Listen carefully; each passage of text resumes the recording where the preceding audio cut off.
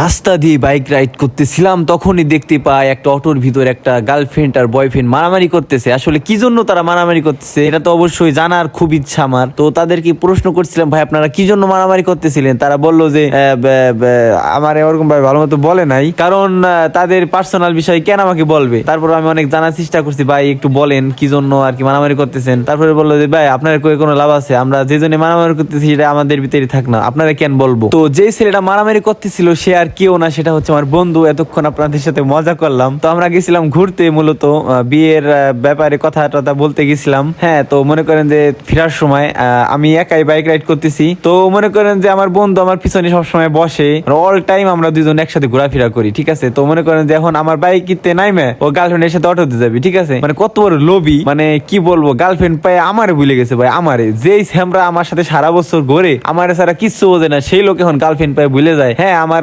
বাইকেতে নাইমে গার্লফ্রেন্ডের সাথে অটোতে বসে মারামারি করে যুদ্ধ করে, এইসব আমার দেখে সহ্য করা লাগে ভাই। আজকে আমার কেউ নাই, তাই মানে কি আমি একবার এতিম হয়ে গেছি। আমি মনে করেন চাইলে মনে করেন যে কোনো সময় আমি একটা মেয়ে পটাইতে পারি। মানে যদি আপনারা বিশ্বাস না করেন, আমি চ্যালেঞ্জ করতে পারি, তাহলে মনে করেন যে আমি 2-3 দিনের ভিতর আমি দরকার একটা মেয়ে পটাবো, সেটা ভিডিও করে আপনাদের দেখাবো। আপনারা যদি বিশ্বাস না করেন, আপনারা যদি ভাবেন যে আমি কিছুই পারি না, হ্যাঁ আমি কোনো মেয়ে পটাইতে পারি না, আমি এতিম পুলা, তাইলে মনে করেন যে আপনারা ভুল। আমি যদি চাই ভাই, আমি যে কোনো সময় একটা মেয়ে পটাইতে পারি, আর সেটা পটাবো, পটায় ভিডিও করে আপনাদের দেখাবো, ঠিক আছে। যাই হোক, ওটা পরের বিষয়ে। তো আজকে ঘুরতে গেছিলাম বলমারি, ওখানে অনেক আড্ডা টাড্ডা দিলাম, শয়তানি ফাজলিমি করলাম। যদি ওরকম ভাবে শয়তানি ফাজলিমি করি নেই, কারণ ভাই ব্রাদার একখানে হলেই সবাই মিলে তো শয়তানি ফাজলিমি করা যায়, কিন্তু মেয়ে মানুষ নিয়ে তো শয়তানি ফাজলিমি করা যায় না। তো এমনি ঘুরছিলাম ফিরছিলাম, আর ও বিয়ে করবে, তাই আর কি বিয়ের ব্যাপারে আলাপ আলোচনা করলো, তাই শুনলাম, আমিও কিছু বললাম, যা ভালো মনে হয় তাই বলছি আর কি। ও বলতেছে চল শ্বশুর বাড়ি থেকে বেড়ায় আসে। আমি বললাম যে এই শালা তুই শ্বশুর বাড়ি পাইছিস কোথায়? তুই তো এখন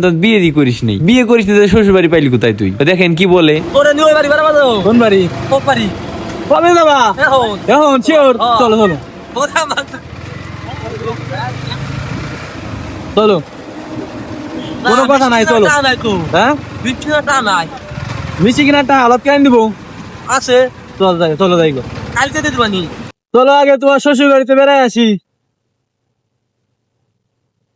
চলো চলো চলো, কোনো কথা নাই, যাবো তোমার শ্বশুর বাড়ি। আমার